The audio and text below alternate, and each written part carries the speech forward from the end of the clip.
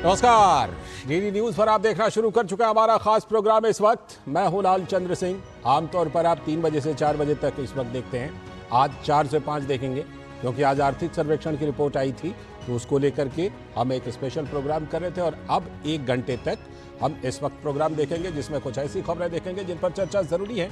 ये चर्चा हम करेंगे अपने संवाददाता और खास मेहमानों के साथ। और आज सबसे पहले वही बात करेंगे, यानी कि आर्थिक सर्वेक्षण के क्या हाईलाइट्स हैं और क्या कुछ खास बातें हैं उसमें, इससे क्या कल आने वाले बजट के लिए कुछ संकेत मिलते हैं, इस पर भी बात करेंगे। और इसके बाद आज की खास चर्चा होगी कि जब संसद सत्र की शुरुआत हुई तो प्रधानमंत्री ने मीडिया को संबोधित किया और मीडिया को संबोधित करते हुए प्रधानमंत्री ने कई महत्वपूर्ण बातें कही हैं, जिनमें कई बातें तो ऐसी हैं जो काफी गंभीर हैं। आज की राजनीति को लेकर वो चिंता का भी सबब है, तो उस पर खास चर्चा करेंगे। प्रधानमंत्री ने कौन सी बड़ी बातें कही, खासतौर पर विपक्ष के लिए क्या संदेश दिया है। और इसके बाद बात करेंगे कि महाराष्ट्र में विधानसभा चुनाव से पहले केंद्रीय गृह मंत्री अमित शाह का जो दौरा हुआ पुणे का, उसने वहां की राजनीति को गरमा दी है। और इसके बाद बात यह भी करेंगे कि कांवड़ यात्रा रूट पर जो नेम प्लेट लगाने को लेकर आदेश था, उस पर सुप्रीम कोर्ट ने अंतरिम रोक लगाई है। 26 जुलाई को सुनवाई होगी। दूसरे पक्ष का तर्क 26 जुलाई को आएगा राज्य सरकारों का, उसके बाद फिर इस मामले पर सुनवाई होगी सुप्रीम कोर्ट में। तो इस पर भी करेंगे बात, होंगे तमाम सवाल जवाब। लेकिन सबसे पहले इस वक्त की हेडलाइंस। संसद का बजट सत्र हुआ शुरू। वित्त मंत्री निर्मला सीतारमण ने लोकसभा में 2023-24 का आर्थिक सर्वेक्षण किया पेश। वित्त वर्ष 2024 में भारत की वास्तविक जीडीपी 8.2% बढ़ी। सकल स्थायी पूंजी निर्माण में वास्तविक रूप से 9% की वृद्धि हुई दर्ज। वित्त वर्ष 23 में औसतन 6.7% के बाद वित्त वर्ष 24 में खुदरा मुद्रास्फीति घटकर रही 5.4%। बजट सत्र से पहले प्रधानमंत्री नरेंद्र मोदी ने किया मीडिया को संबोधित। कहा, कल पेश होने वाले बजट 2047 में विकसित भारत के सपने को पूरा करने की रखेगा नींव। नकारात्मक राजनीति पर विपक्ष पर भी जमकर बरसे पीएम। राजनीतिक दलों को अगले 5 सालों तक देश के लिए मिलकर लड़ने का किया आग्रह। इस बीच लोकसभा में नीट यूजी परीक्षा मामले पर विपक्ष का हंगामा। शिक्षा मंत्री धर्मेंद्र प्रधान बोले, मामले पर सरकार का रवैया पारदर्शी और निष्पक्ष। पूरे विरोध को बताया राजनीति से प्रेरित।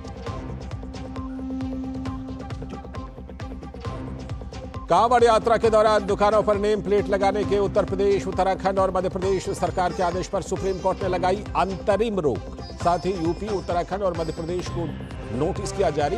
कहा, दुकान पर मालिक या स्टाफ का नाम उजागर करने के लिए उन्हें नहीं किया जा सकता बात भी।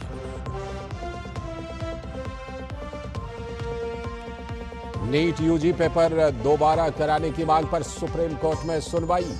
याचिकाकर्ता के वकील ने कहा, रिजल्ट जारी करने की प्रक्रिया में एनटीए ने की गलती।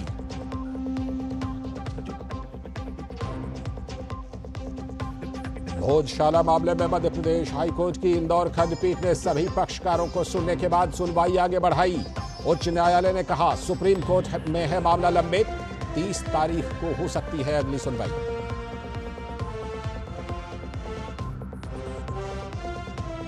बीजेपी के अधिवेशन में केंद्रीय गृह मंत्री अमित शाह ने पुणे पहुंचकर बढ़ाया महाराष्ट्र का सियासी पारा। अमित शाह ने कहा, बीजेपी विधानसभा चुनाव में विपक्ष के झूठ का करेगी पर्दाफाश और फिर बनेगी राज्य में महायुति की सरकार।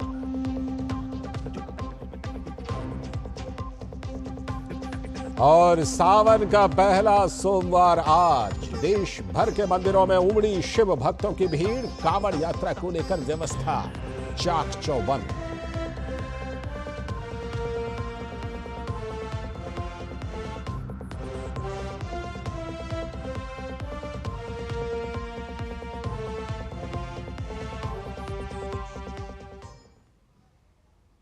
तो ये थी इस वक्त तक की हेडलाइंस। अब देखते हैं खबरों को विस्तार से। और जैसा कि हमने पहले बताया कि आज की सबसे पहली और सबसे बड़ी खबर जो है वो आर्थिक सर्वेक्षण को लेकर है कि क्या कुछ उसमें खास बातें हैं। तो आर्थिक सर्वेक्षण की खास बातें हम आपको बताते हैं। सबसे पहली बात तो ये कि अर्थव्यवस्था की अच्छी तस्वीर दी गई है इस आर्थिक सर्वेक्षण में। तो संसद का बजट सत्र शुरू। वित्त मंत्री निर्मला सीतारमण ने लोकसभा में 2023-24 का आर्थिक सर्वेक्षण कर दिया पेश। इस आर्थिक सर्वेक्षण के मुताबिक वित्त वर्ष 2024 में भारत की वास्तविक जीडीपी 8.2% बढ़ी और इसके साथ ही सकल स्थायी पूंजी निर्माण में वास्तविक रूप से 9% की वृद्धि दर्ज हुई है। वित्त वर्ष 2023 में औसतन 6.7% के बाद वित्त वर्ष 2024 में खुदरा मुद्रास्फीति घटकर रही है 5.4%। तो ये बड़ी बातें हैं आर्थिक सर्वेक्षण की। मॉनसून सत्र शुरू हुआ है तो बजट सत्र से पहले प्रधानमंत्री नरेंद्र मोदी ने भी मीडिया को संबोधित किया और विपक्ष की जो नकारात्मक राजनीति है उस पर प्रधानमंत्री बरसे भी।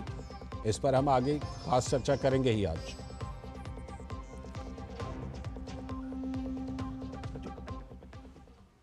तो पीएम ने राजनीतिक दलों को अगले 5 सालों तक देश के लिए मिलकर लड़ने का आग्रह किया और बजट पर पीएम ने कहा। तो निर्मला सीतारमण ने क्या कुछ कहा, ये सुनते हैं। Sir, with your permission, I rise to lay on the table a copy each of the following papers, both in Hindi and English versions. Economic Survey 23-24, Economic Survey 23-24, Statistical Appendix. तो वित्त मंत्री निर्मला सीतारमण ने यह आर्थिक सर्वेक्षण रखते। अभी वक्त है एक ब्रेक का और ब्रेक के बाद जब लौटेंगे तब करेंगे आज की खास चर्चा। अब आया असली स्वाद। अब आया स्वाद। जब स्वाद के बड़े हो लाले तो MDH का चंकी चाट मसाला डालें। MDH का चंकी चाट मसाला। MDH। क्यों प्रधान जी, बड़े चमक रहे हो आजकल? ऐसा कौन सा खजाना हाथ में लगा है? खजाना नहीं, मिशन मिल गया है हम सबकी जीत का। IIL के ट्रैक्टर ब्रांड का मिशन है तो जीत पक्की। ये डाउट बहुत ही अमेजिंग चीज है, काम आसान कर देती है।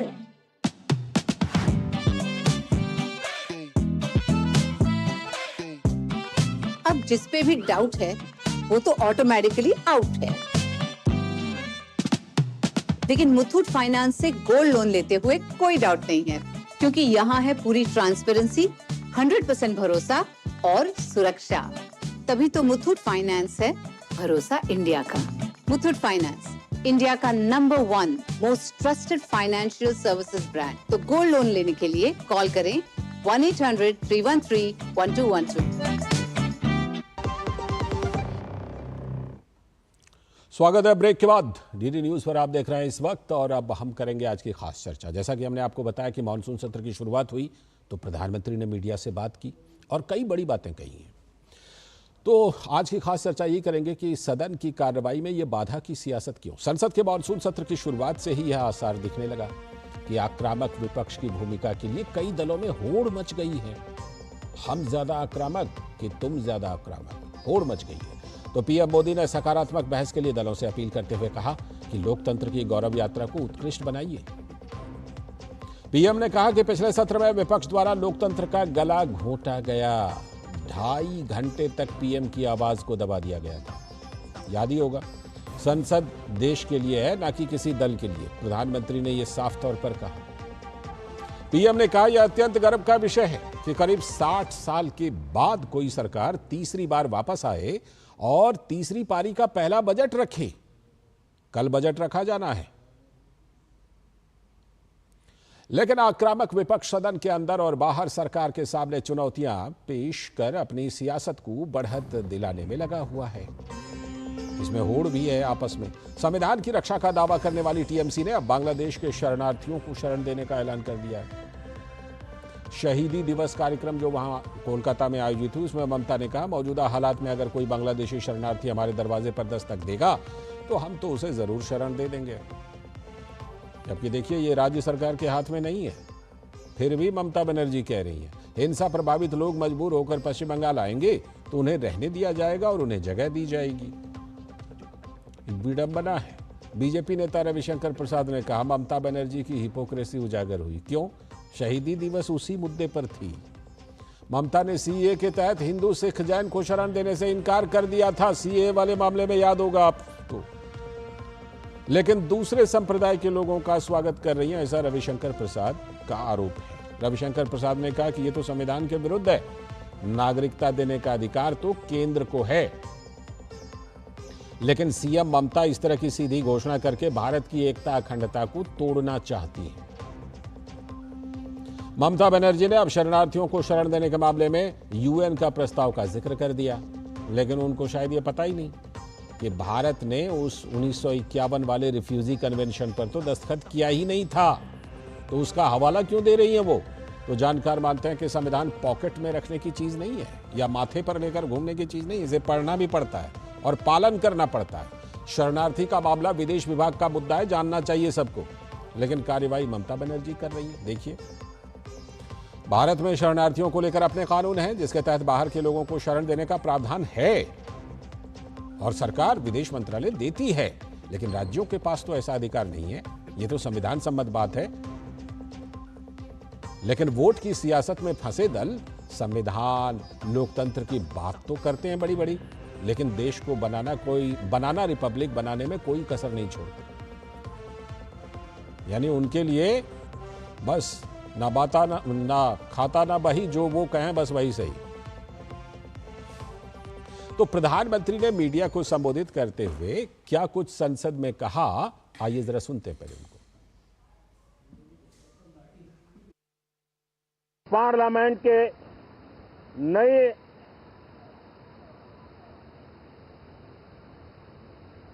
संसद गठन होने के बाद जो पहला सत्र था, 140 करोड़ देशवासियों ने बहुमत के साथ जिस सरकार को सेवा करने का हुक्म किया है देशवासियों ने, उसकी आवाज को कुचलने का अलोकतांत्रिक प्रयास हुआ। 2.5 घंटे तक देश के प्रधानमंत्री का गला घोंटने का, उनकी आवाज को रोकने का, उनकी आवाज को दबाने का लोकतांत्रिक परंपराओं में कोई स्थान नहीं हो सकता है और इसका कोई पश्चाताप तक नहीं है, दिल में दर्द तक नहीं है। मैं आज आग्रहपूर्वक कहना चाहता हूं, देशवासियों ने हमें यहां देश के लिए भेजा है, दल के लिए नहीं भेजा है।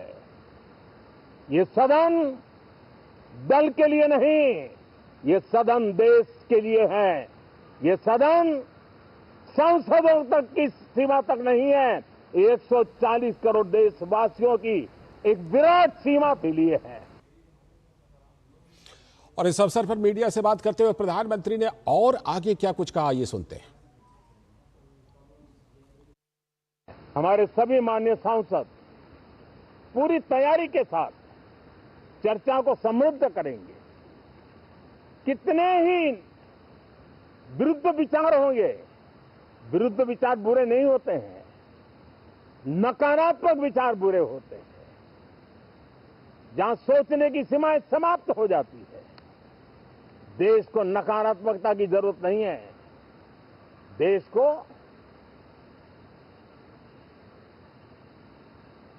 एक विचारधारा, प्रगति की विचारधारा, विकास की विचारधारा, देश को नई ऊंचाइयों पर ले जाने वाली विचारधारा से हमें आगे बढ़ाना होगा। तो प्रधानमंत्री ने ये बड़ी बातें कही हैं। और क्या कुछ प्रधानमंत्री ने इस मौके पर विपक्ष के लिए कहा है, आज की राजनीति के लिए कहा है, क्या संदेश दिया है, इसको लेकर हमारे साथ जुड़ रहे हैं हमारे सलाहकार संपादक विनोद मिश्र जी तो स्टूडियो में हैं ही, साथ में भारतीय जनता पार्टी के प्रवक्ता विजय शर्मा जी भी हमारे साथ जुड़ गए हैं और कांग्रेस के नेता विजय कौशिक जी भी हमारे साथ जुड़ चुके हैं। बहुत बहुत स्वागत विजय शर्मा जी, विजय कौशिक जी, आप दोनों का। मैं चर्चा को विस्तार देता हूं विनोद जी के जरिए। विनोद जी, प्रधानमंत्री वैसे तो देखिए ये हर एक सत्र पर जब संसद का सत्र होता है तो प्रधानमंत्री सत्र की शुरुआत से पहले मीडिया से बात करते हैं, उसी के तहत उन्होंने मीडिया से ये बात आज भी की। लेकिन आज की बात में कुछ बड़ी बड़ी बातें, कुछ गंभीर बातें प्रधानमंत्री ने कही हैं। उसमें काफी कुछ विपक्ष के लिए पैगाम भी है कि नकारात्मक राजनीति विपक्ष को नहीं करनी चाहिए। देश की जनता ने अगले 5 साल तक के लिए नकारात्मक राजनीति के लिए नहीं चुना है किसी को। लाल जी, ये प्रधानमंत्री का आज का जो आप ये देखिए कि मीडिया से बात करते हुए जो उन्होंने बात कही है, उसका साफ साफ संदेश ये है सारे राजनीतिक दलों का कि इलेक्शन हो गया, चुनाव हुए, अब 2 से 2.5 महीने हो गए, आप इलेक्शन मोड से बाहर निकलिए। हम फिर ये लड़ाई जो है 2029 में आप 4.5 साल के बाद लड़ लेंगे। हम 4.5 साल के बाद ऐसे ही वातावरण बना के आप फील्ड में जाएंगे और लोगों को अपनी अपनी तरफ से बताएंगे। लेकिन ये संसद है, ये देश का संसद है, ये दल का संसद नहीं है। आप जब ये देश की प्रगति के लिए, देश की कोई चैलेंज के लिए सदन में सबका सहयोग होना चाहिए, पक्ष का, विपक्ष का, वहाँ राय मशविरे का, ये बहस का संसद है। इसलिए प्रधानमंत्री ने याद दिलाया कि आप ये देख लीजिए कि देश के प्रधानमंत्री को 2.5 घंटे तक उनकी आवाज को दबा दिया गया। ये इसमें न लोकतंत्र खतरे में दिखा, न संविधान खतरे में दिखा।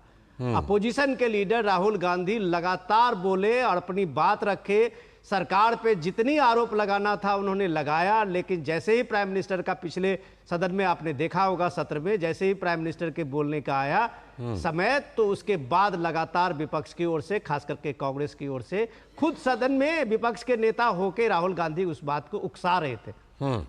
तो ये सारी चीज देश की नजर है, देश देख रहा है कि एक लोकतांत्रिक मर्यादा जो होती है, भारत के प्रधानमंत्री हैं, देश के प्रधानमंत्री हैं, और वो जब आपके सवाल का जवाब देने के लिए उठते हैं और आप सवाल का जवाब नहीं सुनते हैं, तो सीधे सीधी बात यह है कि अभी भी विपक्ष के जो कई दल हैं वो अभी भी इलेक्शन मोड में हैं। बिल्कुल, उनको लगता नहीं है अभी भी कि वो इलेक्शन जीत हार का मामला हो गया। जनता ने फैसला कर दिया, तीसरी बार नरेंद्र मोदी प्रधानमंत्री बन के अभी सरकार चला रहे हैं, सारी कार्रवाई से लेके सारी जिम्मेदारी के साथ वो आगे बढ़ रहे हैं। तो इसमें जो चैलेंज है देश के सामने में, उसके सामने में सकारात्मक सहयोग विपक्ष का होना चाहिए, ऐसा प्रधानमंत्री मोदी ने अपील की है। मुझे लगता है कि इसका आने वाले दिनों में विपक्ष का भी इस पे अपील का असर पड़ेगा। उम्मीद तो यही की जानी चाहिए, क्योंकि देखिए बिल्कुल जिस तरह से साफ तौर पर प्रधानमंत्री ने कहा कि देखिए भाई चुनाव हो गया, अब 2029 में चुनाव होगा। विजय कौशिक जी, क्योंकि आज हमारे साथ दोनों विजय जी हैं, इसलिए विजय कौशिक जी, प्रधानमंत्री ने कहा देखिए चुनाव हुआ, 2024 का नतीजा आ गया, अब 2029 में चुनाव है, अब चुनाव वाले मोड से बाहर निकल आइए और सत्ता पक्ष और विपक्ष दोनों मिलकर के लोगों की, इस देश के आम जनमानस की उम्मीदों को पूरी कीजिए। ये सभी की जिम्मेदारी है। क्या हम ये मान के चलें कि अभी जो ये स्पेशल सिटिंग हुई थी उसमें जिस तरह की डिसरप्शंस देखने को मिले थे, जिस तरह से हंगामा देखने को मिला था, मॉनसून सत्र जो कि एक बड़ा महत्वपूर्ण सत्र होता है, इसमें विपक्ष रचनात्मक सहयोग करेगा? विजय कौशिक जी, देखिए सबसे पहली बात ये कि अगर 900 चूहे खाने के बाद में दिल्ली घोषणा करे कि भाई अब वो हज पर जाने के लिए तैयार है, तो उस पर भरोसा तो कोई नहीं करेगा ना। 10 साल से अपनी ताकत के दम पर 56 इंची सीने के नाम पर किस तरह से विपक्षियों को कुचलने का काम माननीय मोदी जी करते रहे कि हमारे जो जरूरी मुद्दे थे उनके ऊपर भी मोदी जी ने कभी सुना नहीं, कभी विपक्ष को इतना भी भाव नहीं दिया कि जो कांग्रेस सरकार के समय में एक परंपरा रही थी कि अगर किसी बात को लेकर मतभेद है तो विपक्ष के साथ अलग से बैठक करके उन गतिरोधों को दूर करना। तो अब चूंकि ऊंट पहाड़ के नीचे थोड़ा सा आया है, तो ऊंट ये चाहता है कि अब सब कुछ उसके हिसाब से चले, तो कैसे होगा। आज नीट का मामला हमारे सामने है, किस तरह से देश के लाखों बच्चों के भविष्य के साथ सरकार ने खिलवाड़ किया।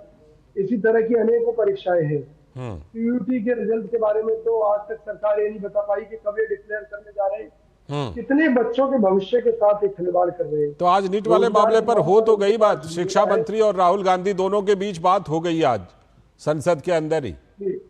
देखिए बहुत अच्छी बात है, और सुप्रीम कोर्ट में तो सुनवाई चल ही रही है। जनता से जुड़े मुद्दों पर जनता की अदालत में ही फैसला होगा और संघर्ष के साथ होगा। अब संसद नहीं रही है, ये जनता की अदालत है, जहां विपक्ष को जनता ने मौका दिया है कि जो सत्ताधारी दल पहले विपक्ष को कीड़ा मकोड़ा समझकर कुशलता था। नहीं, ये किसने समझा? ये किसने कहा कि विपक्ष कीड़ा मकोड़ा है? कोई नहीं समझता ऐसा। प्रधानमंत्री ने देखिए कितनी अच्छी बात कही कि देखिए आपकी भी बड़ी भूमिका है। देखिए बगला भगत क्या है? हाँ? असल में तो मोदी जी केवल परिस्थितियों का इंतजार कर रहे हैं कि कैसी उन्हें मौका मिले और कब वो विपक्ष को निकल जाए। तो विपक्ष भी इस बात को समझे बैठा है। लगता है भरोसे की बहुत ज्यादा कमी है। ठीक है, ठीक है, लौटता हूँ। सुनिए मेरी बात, लौटता हूँ आपके पास। की परिभाषा के बारे में मालूम नहीं, आज वो विकास के नाम पर ठीक है, ठीक है, ठीक है, सामने एक ड्रामा कर रहे हैं, विपक्ष के सामने हाथ जोड़ने का। ठीक है, ठीक है, ठीक है। आपको लगता है क्या योजनाएं देश के विकास की वो बता दीजिए। है कुछ नहीं, देश को लूटा जा रहा है, बर्बाद किया जा रहा है। पूछ लीजिएगा ना संसद में, अगर संसद में कार्यवाही ठीक ढंग से चले तो पूछ लीजिएगा सारी बातें। अभी तो आर्थिक सर्वेक्षण पर, बजट पर पूरी बहस होगी। ठीक है, विजय शर्मा जी, जो बात विजय कौशिक जी कह रहे हैं कि देखिए प्रधानमंत्री बोलते तो अच्छी अच्छी बातें हैं, लेकिन उनको लगता है कि नहीं, वो विपक्ष को कुछ समझते नहीं। मतलब मुझे लगता है कि विपक्ष में कहीं ना कहीं भरोसे की कमी है कि भले आप अच्छी अच्छी बातें कहें, लेकिन विपक्ष का जो स्पेस है वो भरोसा नहीं करते कि आप उनको वो स्पेस देने को तैयार है। देखिए लालचंद जी, विजय कौशिक जी को मैं करेक्ट करना चाहता हूं। जब 2014 में सरकार बनी थी, मोदी सरकार बनी थी, तब भी मोदी जी ने यही कहा था, भाई अगर राजनीति करनी है तो हम 6 महीने छोड़ देते हैं उसके लिए। जब इलेक्शन आएगा हम राजनीति करेंगे, बाकी 4.5 साल हम देश को देते हैं। देश के लिए आप क्या दे सकते हो, मैं क्या दे सकता हूँ, सरकार क्या दे सकती है, पार्टी क्या दे सकती है, व्यक्ति क्या दे सकता है, वो हमें काम करना चाहिए। और हम उसके तहत लग गए। आज आपने देखा होगा, आपके यहाँ भी अभी लाइव आया है, आर्थिक सर्वेक्षण का जो आया है, कितनी सुनहरी पिक्चर आई है, कितने अच्छे खुशहाल दिन होने के वो आए हैं कि 8.2 जीडीपी दिखाई गई है। ठीक, आपने देखा है किस तरह से पूंजीगत जो खर्च है उसमें अपना निर्माता का उसमें वो मजबूत हुआ है।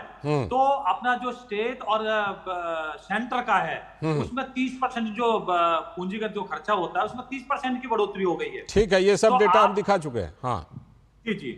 तो मैं इनको ये बताना चाहता हूं, अगर प्रधानमंत्री जी कोई सही बात करते हैं तो ये विरोध करते हैं। अब देश सुनना चाहता था, संसद के अंदर सुनना चाहता था। इनका आरोप जो था, खुद के ऊपर ही था कि भाई ये कहते थे हमारी आवाज दबाई जा रही है, वहां आप प्रधानमंत्री की आवाज दबा रहे हो, ये पूरा देश देख रहा है। तो ये नंगे हो गए। आपने देश के इतिहास में पहली बार देखा होगा। ठीक है, 75 साल के इतिहास में। ठीक है, आप क्या, 2 नेता, कांग्रेस के 2 बड़े नेता, मैं नाम लेकर बोला हूं, सोनिया गांधी और राहुल गांधी, जिन्होंने ऐसा कृत्य किया है कि ऐसे इशारे करके अपने, मतलब वो लोकसभा सदस्य नहीं चाहते, मतलब वेल में उन्होंने इशारा करके भेजा। ठीक है, आपका ये कहना है, आपका आरोप है कि नकारात्मकता भरपूर विपक्ष ने दिखाई पिछली बार कम से कम, लेकिन विपक्ष की जो टकराहट है वो कहां तक चली जाती है, इस मामले में खबर आई है पश्चिम बंगाल से। मैं आप सभी के पास लौटता हूं, लेकिन पश्चिम बंगाल में, जो कि वहां पर सत्ता पक्ष है लेकिन यहां केंद्र में विपक्ष है, टीएमसी, उसमें क्या कुछ ममता बनर्जी ने नागरिकता देने को लेकर, शरण देने को, जो उनके अधिकार क्षेत्र में नहीं आता, उसको लेकर के भी उन्होंने क्या कुछ कहा है और किस तरह से अपने अधिकार क्षेत्र का अतिक्रमण करके कहा है, आइए पहले देख लेते हैं, फिर आप सबके पास मैं लौटता हूं। असहाय मानुष यदि बांग्लाয় দরজা খটখটানি করে আমরা তাদের আশ্রয় নিশ্চয়ই দেব। তার কারণ এটা ইউনাইটেড নেশনসের একটা রেজুলেশন আছে, কেউ যদি রিফিউজি হয়ে যায় তাকে পার্শ্ববর্তী এলাকা তাকে সম্মান জানাবে। ममता बनर्जी ने ये बात बंगाली में कही है, मैं संक्षेप में आपको बता देता हूं। उन्होंने कहा बांग्लादेश से अगर कोई आएंगे तो उनको मैं शरण दे दूंगी, यहां जो आएंगे उनको पश्चिम बंगाल में रहने दूंगी। यहां बात यह है कि शरण देना, नागरिकता देना, ये सब केंद्र सरकार के अधिकार क्षेत्र में है, एक राज्य की मुख्यमंत्री ऐसा नहीं कर सकती। तो मामले में क्या कुछ बीजेपी के नेता रविशंकर प्रसाद ने कहा, आइए देखते हैं। ममता जी ने कहा है कि जो बांग्लादेश में हो रहा है तो वो अपने दरवाजे खुले रखेंगी और किसी को भी बंगाल में आने देंगी। ममता जी, आप वही हैं जिन्होंने सीएए के बारे में कहा था कि हम किसी भी हिंदू, सिख, पारसी या क्रिश्चियन शरणार्थी को जो हिंसा से पीड़ित होकर बंगाल में आएंगे उनको घुसने नहीं देंगी। ममता जी ने सीएए का हमेशा विरोध किया है। तो ये जो बात है इसमें ममता बनर्जी बोलते बोलते यहां तक कह गई, जो हम आपको सुनवा रहे थे, कि पश्चिम बंगाल चाहता है कि उसका हिंदुस्तान के साथ अच्छा रिश्ता हो। अब जरा इस बयान को सोचिए, क्या पश्चिम बंगाल कोई देश है जिसका हिंदुस्तान के साथ अच्छा रिश्ता होगा? पश्चिम बंगाल तो भारत के अंदर एक राज्य है, लेकिन ममता बनर्जी हैं, कुछ भी बोल देती हैं। इस पर चर्चा करते हैं। हमारे साथ सलाहकार संपादक हमारे विनोद मिश्र जी तो स्टूडियो में जुड़े हुए हैं, साथ में विजय कौशिक जी भी हैं और विजय शर्मा जी भी हमारे साथ जुड़े हुए हैं लगातार। विनोद जी, ये क्या मतलब है? एक राज्य की मुख्यमंत्री शरणार्थी को शरण दे सकती है, नागरिकता दे सकती है, हिंदुस्तान के साथ अच्छे रिश्ते की बात कर सकती है। ममता बनर्जी को क्या मतलब, ये जो संविधान लेकर ये लोग चलते हैं, कोई माथे पे रखता है, कोई यहां रखता है, कोई हाथ में रखता है, ये सब संविधान लेकर सिर्फ चलते हैं, पढ़ते नहीं है क्या संविधान को ये लोग? लाल जी, आपने बहुत सही कहा कि ये पिछले इलेक्शन में जब हम लोगों ने देखा था, विजय जी अगर बेहतर से समझे इस चीज़ को कि लोकतंत्र खतरे में है, आरक्षण खतरे में है, और रिजर्वेशन के साथ साथ उन्होंने संविधान लोकतंत्र से लेके सारे खतरे में बताते हुए नैरेटिव लेके पूरे देश में एक माहौल बनाने की कोशिश की थी। शायद उस समय भी लोगों की नज़र इस पे नहीं गई कि ममता बनर्जी अभी भी, जो ये आज का नहीं है कि पहली बार ममता बनर्जी नहीं कहा है, ममता बनर्जी बांग्लादेश को और पश्चिम बंगाल को के रूप में अगर आप देखें तो राज्य से ज़्यादा वो अपने आप को एक मुल्क समझती है, एक देश समझती है। बताइए। और ये देखिए, ये विडंबना है कि जब आप इंडिया गठबंधन की बात कहते हैं और इंडिया गठबंधन के एक स्टेट के चीफ मिनिस्टर, और जब वो दावा करती है कि बांग्लादेश में जो भी वायलेंस है, रिजर्वेशन को लेके जो वहाँ फसाद चला है, जो वायलेंस में पुलिस की और सेना की कार्रवाई में कई लोग भी मारे गए हैं, तो ये सारी कार्रवाई पे नजर जो है वो भारत सरकार की है। सीमा पर किस तरह से उसको लेके कोई तनाव नहीं हो, सीमा पर कभी इस तरह के लेके रिफ्यूजी का और इस तरह की चीजें वो दौड़ फिर से शुरू ना हो, इसके लिए नजर भारत सरकार की है। भारत सरकार की वहां एजेंसियां हैं। लेकिन ये ममता बनर्जी कल जो शहीदी दिवस के, और उसमें अखिलेश यादव भी उनके साथ में थे। जी, विडंबना देखिए, ये सारे संविधान बचाने वाले एक साथ ही हैं। वो एक अलग कहानी है, उसको अगर विजय जी समझें कि अखिलेश यादव और ममता बनर्जी क्यों सिर्फ एक मंच पे है, उसमें राहुल गांधी नहीं है। तो ये जो मंच है उनका, उस मंच से अगर वो सीधे बांग्लादेश को कह रहे हैं कि आप तो लोगों को कह रहे हैं कि अगर आप हमारा दरवाजा खटखटाएंगे तो हम आपको जगह देंगे, हम आपको यहाँ रहने की सुविधा देंगे, तो सीधे सीधे ये चुनौती बांग्लादेश से ज़्यादा, लोगों से ज़्यादा वो एक देश की सॉवरेंटी और देश के लोकतांत्रिक और देश की अखंडता को ममता बनर्जी दे रही है। ठीक है, ये हमें ये जानना चाहिए कि शरणार्थी के मामले में जो यूएन कन्वेंशन है, भारत उसका सिग्नेचरी नहीं है। बिल्कुल, भारत का अपना कानून दोनों के पास और भारत अपने कानून के हिसाब से, चाहे वो अफगानिस्तान से लोग आए हों या जहां से भी उस विकट परिस्थिति में आते हैं, तो उनको शरण देना है, उनको शरणार्थी बनाना है, ये भारत के अपने कानून के हिसाब से होता है। उसमें कोई यूएन का कानून नहीं है जो ममता बनर्जी पब्लिक में अनाउंस करके अगर ये बात कहती है, तो आज वो बांग्लादेश में से ज्यादा जो भारत के लिए रोहिंग्या का प्रॉब्लम है, रोहिंग्या शरणार्थी ये पश्चिम बंगाल में जिस तरह से अपना जड़ जमीन और वो बना रही हूं वहां पे बेस आते आते वो आप झारखंड तक देखिए, तो ममता बनर्जी कहीं तरह से उसको पोषित कर रही है। ये जवाब कांग्रेस को देना चाहिए। ठीक। हालांकि टीएमसी के लोग नहीं है, लेकिन मैं जरा एक लाइन में बताता हूं कि ये शहीदी दिवस, इसका क्या इतिहास रहा है। बात 1993 की है। उस समय ममता बनर्जी युवा कांग्रेस में थी और जिनके पास वोटर आईडी कार्ड है वही वोट कर पाए, अवैध शरणार्थी वोट ना कर पाए। इसी को लेकर एक मार्च निकाला जा रहा था। ज्योति बसु की सरकार थी, पुलिस ने गोली चला दी, 13 लोग मारे गए। उसी याद में शहीदी दिवस मना रही हैं। और देखिए आज एकदम उल्टी बात कर रहे हैं उसी मामले पर, और इसी मामले पर क्योंकि अखिलेश यादव वहां उपस्थित थे, तो मुझे याद है लोकसभा के अंदर दरोगा प्रसाद राय जो इनके सांसद थे सपा के, उनके साथ ममता बनर्जी ने इसी मुद्दे पर कि अवैध प्रवासी वोट ना डाल पाए, इसको लेकर उनके कुर्ते को भी फाड़ दिया था। और आज देखिए एकदम कैसी उल्टी पॉलिटिक्स की जा रही है। टीएमसी के लोग रहते तो जरूर पूछता, लेकिन विजय कौशिक जी, आपकी तो महत्वपूर्ण सहयोगी है ममता बनर्जी। शहीदी दिवस सबसे पहले आपसे उन्होंने लूट लिया, युवा कांग्रेस के लोग मारे गए थे, और अब इस तरह की उल्टी राजनीति कर रही हैं। क्या कहना चाहेंगे आप? देखिए, जिन्होंने हमें लूटा आपके मुताबिक, वो ना हमारे शुभचिंतक है, ना हमारा उनसे कोई लेना देना है। बात देश की है। विजय जी ने पल्ला झाड़ दिया बिल्कुल एकदम। सुनिए ना लाल सिंह जी, हाँ, देश की है बात, देश के संविधान की है, और संविधान के तहत देश के किसी भी राज्य के मुख्यमंत्री को इस बात का कोई अधिकार नहीं है कि वो केंद्र सरकार की नीतियों के खिलाफ जाकर कोई ऐसी घोषणा कर सके कि जो देश विरोधी है। क्योंकि जाहिर सी बात है कि जो अधिकार उन्हें है नहीं, अगर वो उस अधिकार की बात कर रही है तो एक देश विरोधी बात मुद्दा यहाँ पर खड़ा होता है। तो इस मामले में केंद्र सरकार को जो कदम उठाने चाहिए थे, कड़े कदम, ये देखिए विजय जी ने बिल्कुल ममता बनर्जी का ये कह दिया कि केंद्र सरकार कदम उठाए। ठीक है, अच्छी बात है, अच्छी बात। सरकार इन मुद्दों से चूकती है, कहीं ना कहीं मिली भगत है जी, कहीं ना कहीं मोदी जी अपने षड्यंत्रों के द्वारा इस देश को अब तो आपको जवाब देना ही पड़ेगा विजय शर्मा जी, आपके पास आऊंगा ही, क्योंकि विजय कौशिक जी ने बात ही ऐसी कह दी है। विजय कौशिक जी ने समर्थन देते हुए कहा कि कार्रवाई क्यों नहीं करते। विजय शर्मा जी, हाँ विजय कौशिक जी, आता हूं आपके सवाल को पूछ लेता हूं विजय शर्मा जी से। विजय शर्मा जी बताइए। देखिए लालचंद, अब विजय कौशिक जी भी समर्थन दे रहे हैं आपको। देखिए मुझे इनकी नीयत पे शक है। क्यों? 2 दिन हो गए इस बयान को, मैं बताता हूँ आपको। 2 दिन, 1 मिनट विजय कौशिक जी और कानून है, कार्रवाई की, प्लीज सुन लीजिए। अब सुन लीजिए विजय शर्मा जी से, सुन लीजिए, उसके बाद फिर आपके पास सुन लीजिए। देखिए ये 2 दिन हो गए ममता बनर्जी जी का, ये कल का बयान है जो जहां तक मेरी जानकारी है।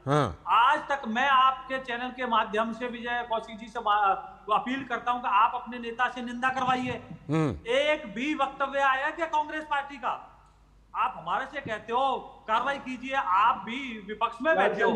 आप एक बात बताइए, सड़कों पर उतरिए। आप अगर आज संविधान खतरे में है तो कहाँ है? इंडी गठबंधन के यहाँ है, आपकी महत्वपूर्ण सहयोगी है, वो सारी बैठकों में सम्मिलित होती है वो। तो मतलब ये मीठा मीठा गप और कड़वा कड़वा दूध, तो ऐसे नहीं चलेगा, चूज नहीं चलेगा। तो आप मुझे बताइए, आपके किस नेता ने निंदा की? ठीक है, मुझे एक काउंटर क्वेश्चन विजय कौशिक जी से पूछना है। विजय कौशिक जी, विजय शर्मा जी की इस बात में दम है। ये दम ये है कि आप तो यहां बैठकर कह रहे हैं कि ममता बनर्जी के खिलाफ कार्रवाई कीजिए, लेकिन विजय शर्मा जी ने एक बात बिल्कुल सही उठाई कि आपके यहां से ऑफिशियली किसी ने इस तरह की कोई बात रखी ही नहीं, ना रखते हैं कभी। अगर अधीर रंजन चौधरी कभी रखना भी चाहते हैं तो मल्लिकार्जुन खड़गे जी उनको भी टाइट कर देते हैं, बेचारे अधीर रंजन को। देखिए, बात कांग्रेस की या किसी अन्य दल की नहीं है, यहाँ बात देश के संविधान की है, और देश की संविधान की रक्षा का जो ठेका लिए बैठे हैं मोदी जी, जो सत्ता में है उनकी है। नहीं, ठेका क्या, वो तो उनकी जिम्मेदारी है, सरकार में होने के नाते जिम्मेदारी है। सुनिए, जिम्मेवारी है तो क्या कांग्रेस से पूछकर कार्रवाई होगी ममता बनर्जी के खिलाफ? कल को अगर ममता बनर्जी हत्या कर देती है किसी की, ठीक है, कांग्रेस से पूछने आएंगे कि अरे विजय जी, सबसे ज्यादा संविधान खतरे में आप ही के नेता के पॉकेट में संविधान है, तो कम से कम उठनी चाहिए ये बात कि पश्चिम बंगाल में कितने खतरे में संविधान है। पार्लियामेंट में बताएं इस चीज को। बिल्कुल ठीक है। राहुल गांधी जी से पूछकर करते हैं क्या? विजय कौशिक जी से बात ये है कि आप पर छापा डालते हैं जो है वो, क्या राहुल गांधी जी से मंजूरी नहीं कीजिए? अगर गलत हो, फिर से बात वही आई कि क्या रचनात्मक विपक्ष की भूमिका निभाएंगे। इनका ये देखिए, कांग्रेस पार्टी का ये सवाल ये है कि जो व्यक्ति क्राइम कर रहा है, ठीक है, कार्रवाई करने की जिम्मेदारी ठीक है, आप दोनों एक एक करके बोलिएगा। आप दोनों के पास मैं आता हूं, पहले विनोद जी के पास, फिर आप दोनों के पास। विनोद जी, विजय कौशिक जी ने कही कि हाँ हमारा समर्थन है, लेकिन विजय शर्मा जी की इस बात में तो दम है कि जब से ममता बनर्जी ने कहा है तब से कांग्रेस से ऑफिशियली कुछ ऐसा आया? कांग्रेस ने कभी ऑफिशियली इस पर कहा? आपने एक बात और उसमें जोड़ी कि संविधान लेकर जब घूमते हैं तो उस समय ये कहते हैं कि पश्चिम बंगाल में लोकतंत्र और संविधान कितने खतरे में है। लाल जी देखिए, ये दुविधा में क्यों है? आज जब हम लोग इस रिपोर्ट के जरिए बात कर रहे थे कि प्रधानमंत्री ये बार बार कह रहे हैं कि आप इलेक्शन मोड से बाहर आइए, इलेक्शन हो चुका है, जनता को जो फैसला देना है, तीसरी बार 60 साल के बाद इस देश में दूसरी बार आप देखिए कि एक प्रधानमंत्री शपथ लिए हैं, अपना कार्यभार संभाल लिया है जी।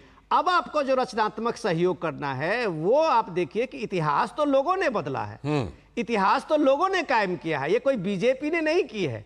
ये आप इस चीज को मानने के लिए तैयार नहीं है। आप इस चीज को अभी भी ये चीज में लोगों के सामने में रख रहे हैं जैसे आपकी एक प्रचंड जीत हुई हो। आपका एक अहंकार है जो आप कह रहे हैं कि हम एक आक्रामक विपक्ष की भूमिका में संसद में है, लेकिन आक्रामक विपक्ष की भूमिका में तब होंगे जब सरकार के नीतियों का आप खंडन करेंगे। बिल्कुल। सरकार के नीतियों के सामने में आप एक बेहतर नीति प्रोजेक्ट करेंगे। अब ऐसा नहीं होगा कि संसद में आप अपनी बात बारी में बोल लेंगे, सरकार पे आरोप लगा देंगे, जब जवाब मिलेगा और तो उठ जवाब जाएंगे। लेने के बारे में आप संसद से बाइकआउट कर जाएंगे या फिर हंगामा करते रहेंगे। आता हूं विजय जो जी। पॉइंट है विजय जी उसको समझिए। सबसे इंपॉर्टेंट ये है कि ये इंडिया गठबंधन में आपस की जो खींचतान है और नेतृत्व को लेके जो संघर्ष है वो सारी चीजें मुखर होके संसद और संसद के बाहर दिख रहा है। आप शहीदी दिवस में अगर अखिलेश यादव के साथ ममता बनर्जी वहां पश्चिम बंगाल की रैली में दिखती है और वहां इस तरह से मुस्लिम अपीजमेंट की बात करती है तो वो एक बात जानती है कि जो अखिलेश का कोर वोटर है वही ममता बनर्जी का है। वो ये जानती है कि अगर ये विपक्ष का पूरा कुनबा एक साथ पार्लियामेंट में ये रहेगा तो राहुल गांधी का नेतृत्व और राहुल गांधी की छवि को आगे बढ़ाने में इंडिया गठबंधन के बाकी दलों को सेक्रीफाइस करना होगा।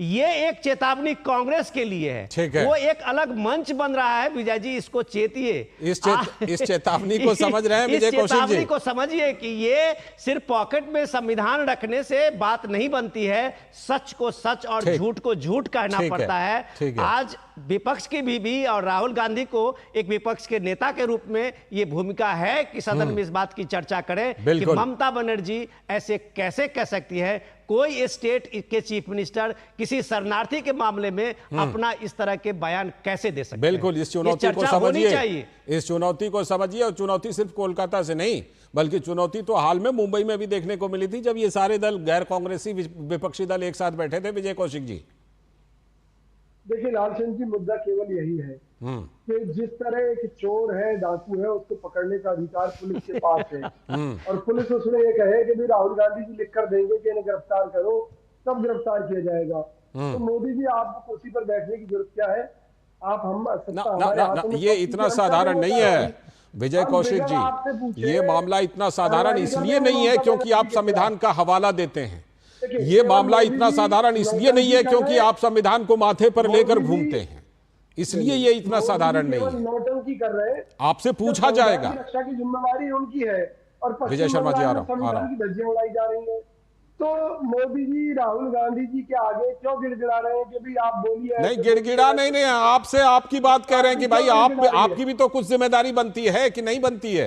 हमारी जो जिम्मेदारी है ना, जिस दिन हमारे हाथ में ताकत होगी हम ममता बनर्जी की सरकार को उखाड़ फेंकेंगे। और जहां तक शरणार्थियों की बात है, इस देश में कोई भी अवैध ठीक है, आपने अपनी वही वाली बात दोहराई है। विजय शर्मा जी जी देखिए आप मुझे बताइए, राहुल गांधी, सोनिया गांधी ये देश के नागरिक नहीं है क्या? ये देश की सबसे बड़ी पुरानी जो पार्टी है उसके नेता हैं। वो कह रहे हैं कि आप उनकी प्रतिक्रिया का इंतजार क्यों करते हैं? आप कार्रवाई कीजिए।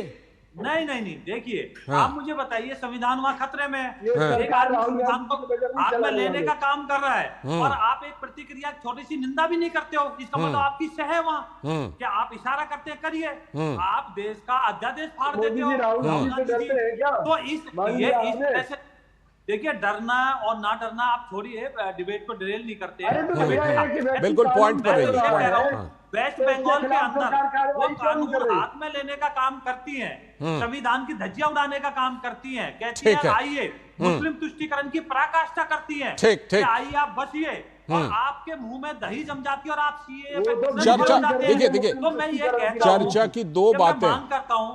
ठीक है, दो बातें बिल्कुल खास हैं। वो ये कि एक तो ये कि जो पश्चिम बंगाल में जिस तरह से बातें की जाती हैं, तो जो भी संविधान का और लोकतंत्र का हवाला देते हैं, नेता हों तथाकथित बुद्धिजीवी हों, उनकी जिम्मेदारी बनती है कि ममता बनर्जी के बयानों पर वो बताएं उनका क्या स्टैंड है। और दूसरी बात ये कि विपक्ष को ज्यादा जिम्मेदारी के साथ संसद और संसद के बाहर भी अपनी जिम्मेदारी निभानी पड़ेगी। चुनाव हो गया 2024 का, अब 2029 में है, तो 4.5 साल जो पीएम ने कहा है तब तक तो बढ़िया से अच्छी राजनीति, सकारात्मक राजनीति कर लीजिए। समय की कमी है, जल्दी से जोड़िए 5 सेकंड में। जी मैं ये कहना चाहता हूँ, इन्हीं कर्मों के कारण जनता ने तीसरी बार इनको ठीक है, लेकिन वो मजबूत भी थोड़े से हुए हैं, ये भी आप मान के चलिएगा, थोड़े से मजबूत भी हुए हैं। चलिए, बहुत बहुत शुक्रिया विजय शर्मा जी, विजय कौशिक जी और विनोद जी, आपका भी जुड़ने के लिए बहुत बहुत शुक्रिया। अभी वक्त है एक ब्रेक का, और ब्रेक के बाद जब लौटेंगे तब बात करेंगे कि महाराष्ट्र की चुनावी राजनीति में अमित शाह के दौरे से कैसी तपिश आई है। बने रहिए डीडी न्यूज के साथ। बढ़िया है, शुद्ध है। प्राकृतिक हल्दी, मिर्ची, धनिया नहीं, मिर्ची, धनिया, हल्दी, MDH। बात जब पीढ़ियों के लिए बनने वाले घर की हो तो जिम्मेदारी बड़ी हो जाती है। गैलेंट समझता है ये जिम्मेदारी। अब डबल M रिब्स के साथ गैलेंट एडवांस TMT रीबार, निर्माण का रियल हीरो। स्वागत है ब्रेक के बाद। जैसा कि हमने आपको बताया था, ब्रेक पर जाने से पहले अब बात करेंगे महाराष्ट्र के चुनाव में, जो आने वाला विधानसभा चुनाव, उससे पहले कैसे वहां की राजनीति गर्मा गई है। दरअसल बीजेपी के एक दिवसीय अधिवेशन में गृह मंत्री अमित शाह ने पुणे पहुंचकर महाराष्ट्र की सियासी पारा को बढ़ा दिया है। अमित शाह ने वहां पर कई बड़ी बातें कही। अमित शाह ने वहां पर कहा कि बीजेपी विधानसभा चुनाव में विपक्ष के झूठ का पर्दाफाश करेगी और फिर से महायुति की सरकार राज्य में बनेगी। साथ ही गृह मंत्री अमित शाह ने एनसीपी सुप्रीमो शरद पवार को राजनीतिक भ्रष्टाचार का सरगना बताया। बोले वही हैं सबसे बड़े सरगना भ्रष्टाचार के। तो अमित शाह के इस बयान को लेकर मुंबई में बयानबाजी का सिलसिला तेज हो गया। दरअसल अमित शाह ने पूछा था कि लंबे समय तक शरद पवार सत्ता में रहे, तब कभी मराठा रिजर्वेशन की बात क्यों नहीं हुई, क्यों नहीं आई मराठा रिजर्वेशन की बात उस समय। ये तो मराठा रिजर्वेशन की चर्चा तब आई जब देवेंद्र फडणवीस वहां पर राज्य की बागडोर संभालने के लिए आए मुख्यमंत्री के तौर पर, और अभी उप मुख्यमंत्री भी हैं। गृह मंत्री अमित शाह ने कहा था, मेरे मन में कोई संदेह नहीं है कि शरद पवार ने देश में भ्रष्टाचार को संस्थागत बना दिया है। बड़ा आरोप, बड़ी बात शरद पवार के ऊपर गृह मंत्री अमित शाह ने कही। तो महाविकास आघाड़ी के नेताओं ने गृह मंत्री के बयान को गैर जिम्मेदाराना बयान करार दिया, जो शरद पवार पर बयान दिया गया था। लेकिन अमित शाह ने अपने बयान से इस अधिवेशन में विपक्ष के आरोप की धार को तो कमजोर कर ही दिया है। अमित शाह ने क्या कुछ खास कहा था इस अधिवेशन में, आइए पहले आपको दिखाते हैं कि उन्होंने, अमित शाह जी ने क्या कुछ खास कहा था इस अधिवेशन में। 2014 में महाराष्ट्र में मराठा रिजर्वेशन आया, सुप्रीम कोर्ट तक ठीक गया। किसकी सरकार थी 14 में, बताइए जरा, अरे जोर से बोलो, किसकी सरकार थी? भाजपा सरकार थी। देवेंद्र फडणवीस हमारे मुख्यमंत्री थे। हमने मराठा रिजर्वेशन देने का काम। 20 में शरद पवार की सरकार आई, मराठा रिजर्वेशन गायब हो गया। हम आए फिर से, हमने अभी भी मराठा रिजर्वेशन देने का काम किया है। शरद पवार की सरकार आएगी तो मराठा रिजर्वेशन फिर से गायब हो जाएगा। अब मुझे बताओ, मराठा रिजर्वेशन कंटिन्यू रखना है तो किसकी सरकार लानी चाहिए? अरे जोर से बोलो, किसकी लानी चाहिए? भाइयों बहनों, कंफ्यूजन में मत रहिए। समाज के हर तबके को न्याय देने का काम कोई एक पार्टी ने किया है तो भारतीय जनता पार्टी ने किया है, और भारतीय जनता पार्टी। मुंबई से हमारी संवाददाता श्यामा मिश्रा जुड़ चुकी हैं। श्यामा, जिस तरह से कि पुणे में पहुंचकर अमित शाह ने अपना बयान दिया, महाराष्ट्र की राजनीति में वो गर्माहट, विधानसभा चुनाव से पहले खासतौर पर शरद पवार पर जो बड़ा बयान दिया, क्या कुछ प्रतिक्रिया उस पर देखने को मिल रही है श्यामा?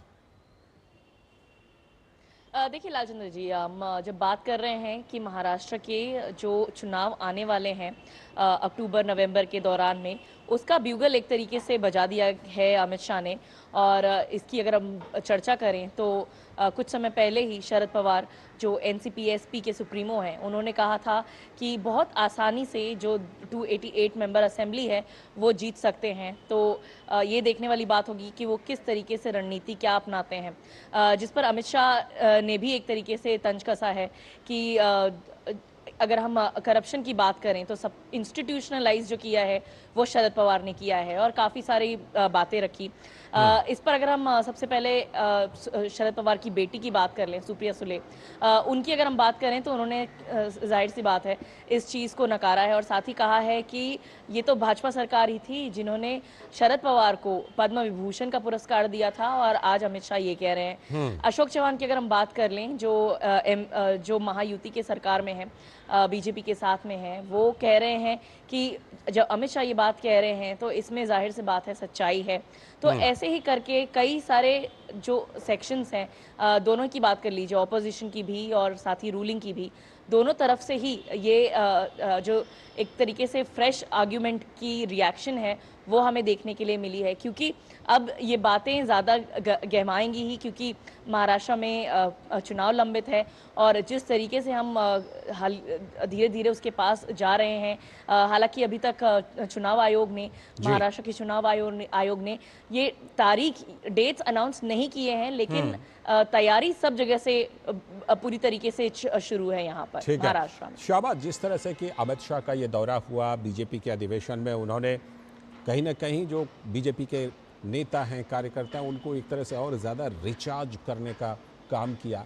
ख़ास तौर पर महायुति में अमित शाह के इस दौरे के बाद आप किस तरह का उत्साह देख रहे हैं महायुति के नेताओं में, कार्यकर्ताओं?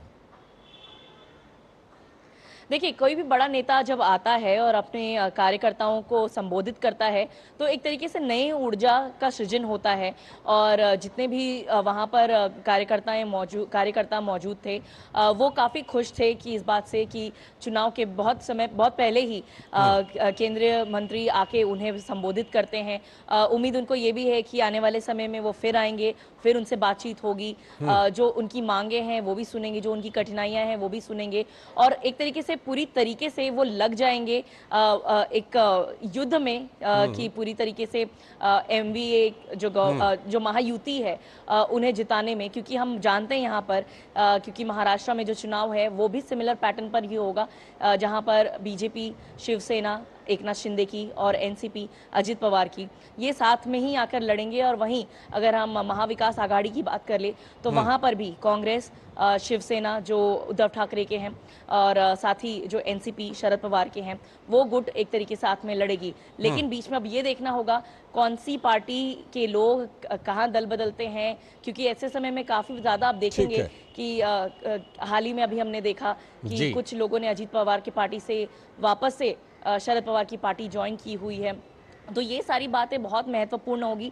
लेकिन जब भी कोई केंद्रीय मंत्री या कोई बड़ा नेता आता है उस पार्टी का, तो एक रिन्यूड हम कह सकते हैं एनर्जी आती है कार्यकर्ताओं में और उम्मीद यही है कि मुंबई में भी ऐसे पार्टी मीटिंग्स होंगी जिसमें जो कार्यकर्ता है वो और ज़्यादा मजबूत हो जाएंगे। बिल्कुल, बहुत बहुत शुक्रिया श्यामा जोड़ने के लिए और विस्तार से विश्लेषण करने के लिए, जानकारी देने के लिए बहुत बहुत शुक्रिया आपका। और अभी वक्त है एक ब्रेक का और ब्रेक के बाद जब लौटेंगे तो सुप्रीम कोर्ट में जो दुकानों में नेम प्लेट को लेकर सुनवाई हुई तो उसको लेकर एक अंतरिम आदेश आया। मामला अब 26 जुलाई को फिर से सुनवाई होगी, इस पर करेंगे बात। MDH का किचन किंग किचन में हो तो हम सब कुछ बना सकते हैं। बैंगन का भरता, आलू गोभी, भिंडी मसाला और भी बहुत कुछ। MDH। बात जब पीढ़ियों के लिए बनने वाले घर की हो तो जिम्मेदारी बड़ी हो जाती है। गैलेंट समझता है ये जिम्मेदारी। अब MM रिब्स के साथ गैलेंट एडवांस TMT रीबार, निर्माण का रियल हीरो। स्वागत है ब्रेक के बाद। आप देख रहे हैं DD न्यूज़ पर हमारा खास प्रोग्राम इस वक्त और अब हम बात करेंगे कि सुप्रीम कोर्ट में जो सुनवाई हुई दुकानों पर नेम प्लेट लगाने को लेकर, उसमें क्या कुछ अभी फिलहाल निकल कर आया है। कांवड़ यात्रा के दौरान दुकानों पर नेम प्लेट लगाने के मामले पर सुप्रीम कोर्ट में सुनवाई हुई तो सुप्रीम कोर्ट ने इस बारे में राज्य सरकारों के आदेश पर अंतरिम रोक यानी फिलहाल के लिए रोक लगाई है। इस मामले पर सुप्रीम कोर्ट में अब अगली सुनवाई 26 जुलाई को होने वाली है। सुप्रीम कोर्ट ने फिलहाल 26 जुलाई तक के लिए राज्य सरकारों के आदेश पर यह अंतरिम रोक लगाई है। 26 जुलाई को अगली सुनवाई होने तक दुकानों के मालिकों को नाम लिखने से छूट है, चाहें तो लिख लें, ना चाहें तो ना भी लिख सकते हैं। 26 जुलाई तक कांवड़ यात्रा के दौरान खाद्य सामग्री की दुकानों पर मालिकों के नाम लिखे जाने का यह मामला था। उत्तर प्रदेश, मध्य प्रदेश और उत्तराखंड की सरकारों को सुप्रीम कोर्ट ने नोटिस जारी किया है कि 26 जुलाई को आइए, अपनी बातें रखिए। दुकान पर मालिक या स्टाफ का नाम उजागर करने के लिए बाध्य नहीं किया जा सकता, यह सुप्रीम कोर्ट ने अंतरिम आदेश देते हुए कहा है। तो जो भी हो, अब 26 जुलाई को इस मामले पर सुप्रीम कोर्ट में फिर से सुनवाई की जाएगी।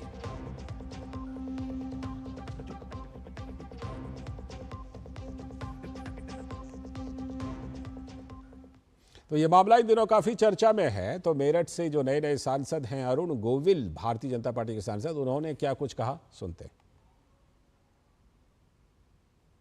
जिस आदमी ने दुकान लगाई है, अगर वो उसका नाम लिखा जा रहा है तो उसमें क्या प्रॉब्लम है?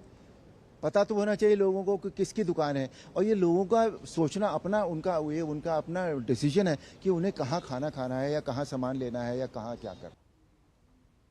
अरुण गोविल, जिन्होंने प्रसिद्ध धारावाहिक रामायण में राम का किरदार निभाया था। खैर, सुप्रीम कोर्ट का जो आदेश आया है, अंतरिम आदेश, उसकी क्या खास बातें, विकास सारथी हमारे संवाददाता जुड़ चुके हैं इस पर और ज्यादा जानकारी के साथ। विकास, अगली सुनवाई 26 जुलाई को, तो क्या 26 जुलाई को जो ये तीनों राज्य सरकारें हैं, उत्तर प्रदेश, मध्य प्रदेश और उत्तराखंड की सरकारें, उनके वकील आकर के उनका पक्ष रखेंगे? हाँ, बिल्कुल, उम्मीद तो यही है कि इन तीनों राज्यों के वकील अपनी बात यहाँ पर रखेंगे। हालांकि हमने जब देखा है कि जब राज्य से जुड़ा कोई मसला होता है, और फिर अगर इस याचिका को भी देखें तो आप शुक्रवार से ये चर्चा थी कि याचिका सुप्रीम कोर्ट में दाखिल हो चुकी है और आज इस पर सुनवाई होनी है। ऐसे मामलों में आमतौर पर राज्य सरकार पहले ही पहुंच जाती है अपना जो भी उनका स्टैंड है उसको साफ करने के लिए। लेकिन आज यहाँ पर तीनों राज्यों की तरफ से किसी भी वकील ने इसको लेकर के कोई अपनी मौजूदगी दर्ज नहीं कराई और उसके बाद सुप्रीम कोर्ट ने ये नोटिस जारी कर जवाब मांगा है। कोर्ट में जो मुख्य बात यहाँ रखी गई थी वो ये रखी गई थी कि ये पूरी यात्रा जो है कोई पहली बार नहीं हो रही है, एक लंबा इतिहास है, दशकों से 50-60 साल और भी आप याद करें कितने ही सालों से हो रही है। लेकिन इस तरह के डायरेक्शंस की जरूरत आखिर क्यों पड़ी है, इस पर मंशा पर सवाल भी उठाए, याचिकाकर्ताओं की तरफ से उठाए गए। हालांकि कोर्ट ने शुरुआती दौर में कहा कि ये अपना व्यक्ति का मसला है कि वो कहाँ, किस दुकान में, किस रेस्टोरेंट ढाबे पर खाना पीना चाहता है, वो उसकी मर्जी है। लेकिन इस नोटिफिकेशन, ये जो सर्कुलर है, ये क्योंकि स्थानीय पुलिस की तरफ से जारी किया गया है जी इन सभी जगहों पर, तो कोर्ट ने ये कहा कि जो ये सर्कुलर है इससे कहीं ना कहीं जो पेटिशनर्स ये बात रख रहे हैं कि क्या ये इकोनॉमिक एक्सक्लूजन की तरफ ले जाएगा। दूसरा, इस बात को लेकर के भी चिंता जताई गई कि आप अगर मालिक का नाम कह रहे हैं कि दुकान पे या रेस्टोरेंट पे लिखा जाए वो ठीक है, लेकिन स्टाफ का नाम लिखने के लिए बाध्यता नहीं होनी चाहिए, क्योंकि इससे जो धार्मिक या जातीय भेदभाव है वो बढ़ेगा इस तरह की नीति से। ये सारी बातें वहां पर रखी गई। कोर्ट मेरिट्स में तो नहीं गया, लेकिन कोर्ट ने ये कहा कि हम इन तीनों राज्यों को सुनेंगे और इस बीच में इस नीति को कोई भी राज्य सरकार बाध्य ना करे किसी दुकानदार को कि वो इसका पालन करे ही करे। ठीक, विकास, जैसा कि आपने बताया कि इसमें राज्य सरकार, यानी अगर कहें तो दूसरा पक्ष, याचिकाकर्ता के अलावा जो दूसरा पक्ष है वो 26 जुलाई को अपनी बातें शायद रख सकती है। लेकिन ये बताइए कि याचिकाकर्ता, ये याचिका किनकी तरफ से डाली गई थी और याचिका में क्या कुछ खास मांग की गई थी और किनकी तरफ से याचिका डाली गई थी? बिल्कुल, इसमें एक याचिका एक एनजीओ की तरफ से डाली गई थी। एक याचिकाकर्ता इसमें सांसद महुआ मित्रा थी। एक याचिका इसमें जेएनयू के जो एक प्रोफेसर रहे हैं अपूर्वानंद, उनकी थी। और एक जर्नलिस्ट और फॉर्मर एक्टिविस्ट आप कह सकते हैं आकार पटेल, इन लोगों की याचिका थी। और इसमें इन्होंने कहा था कि सामाजिक द्वेष बढ़ेगा इससे, सामाजिक विभाजन बढ़ेगा इससे, और कहीं ना कहीं अगर धार्मिक और जातीय पहचान बताने के लिए मजबूर किया जाएगा, विशेष रूप से स्टाफ को लेकर के कि इस तरह का दबाव डाला जाएगा, तो उनसे नौकरियां जा सकती हैं, उनसे नौकरियों के अवसर छीने जा सकते हैं। ये मुख्य दलीलें थी। दूसरी जो बड़ी दलील थी वो ये थी कि आखिर ऐसा क्यों है कि इतने बरसों से जब कभी इस तरह की नीति की जरूरत नहीं पड़ी, तो इस बार ऐसा कोई शासनादेश लाने की क्या जरूरत थी। बेहतर होता कि राज्य सरकारें इस बात को स्पष्ट कर पाती, लेकिन आज क्योंकि कोई भी वकील पेश नहीं था किसी भी स्टेट गवर्नमेंट की तरफ से, तो अगली सुनवाई पर स्थिति और स्पष्ट होगी कि राज्य सरकारों का मंतव्य एक्चुअली इसको लेकर के क्या है। बिल्कुल, अगली सुनवाई पर यह स्थिति और स्पष्ट होगी। और जिस 2006 के कानून का राज्य सरकार हवाला दे रही है कि जिनको भी लाइसेंस मिला है उनको अपना नाम लाइसेंस के साथ प्रदर्शित करना जरूरी है, तो मुझे लगता है कि अगर राज्य सरकार वहां जाकर अपनी बात रखती है तो शायद ये बात भी सुप्रीम कोर्ट में सामने आएगी। फिलहाल आपका बहुत बहुत शुक्रिया विकास, जुड़ने के लिए और जानकारी देने के लिए। और इसी के साथ आज के इस वक्त में इतना ही। पूरी टीम को दीजिए अनुमति, लेकिन आगे आज देखिए, आज खास 5 की पंचायत है कि अब आरएसएस की शाखाओं में सरकारी कर्मचारी जा सकेंगे। 58 साल बाद इस फैसले को बदला गया है। फिलहाल इस वक्त में इतना ही। नमस्कार।